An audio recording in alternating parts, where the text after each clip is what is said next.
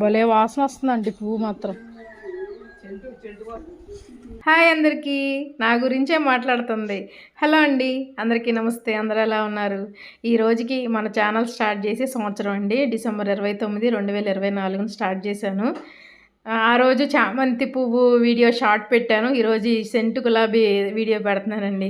అసలు ఎంత ముద్దుగా ఉందో చూసారా? అసలు నేను ఊరు వెళ్ళానండి, రీసెంట్గా అత్తయ్య వాళ్ళ ఊరు వెళ్ళాను. ఆ పక్కన ఆంటీ వాళ్ళ ఇంట్లో ఈ చెట్టు ఉందన్నమాట.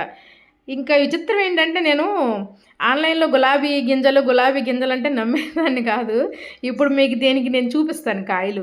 నాకు సడన్గా చూసి ఏంటి ఆంటీ కాయలు ఉన్నాయి దీనికంటే చాలా వస్తున్నాయి అమ్మా, నేను అవి ఎందుకు పనికిరావు అనుకొని పడేస్తున్నానంటే, లేదా ఆంటీ ఇప్పుడు ఆన్లైన్లో అమ్ముతున్నారు గులాబీ పువ్వు గింజలని, నేను కూడా ఈ మధ్య చూశానండి.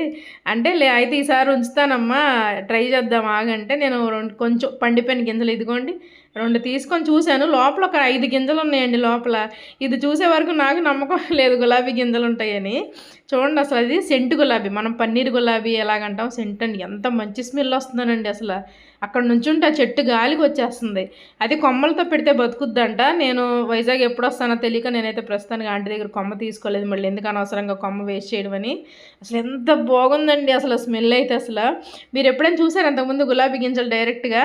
నేనైతే ఫస్ట్ టైం అండి గులాబీ గింజలు. ఆ కాయలు చూసి ఆంటీ గారికి చెప్పాను, ఆంటీ ఈసారి పడేయమాకండి, ఎండేదాకా ఉంచండి ఆంటీ, నేను మళ్ళీ వచ్చి తీసుకుంటాను అన్న. అన్ని పచ్చికాయలే ఉన్నాయి. ఆంటీ గారికి తెలియక ఏంటి ఇలా కాయల్లాగా వస్తున్నాయని తుంపి కింద పడేస్తున్నారంట.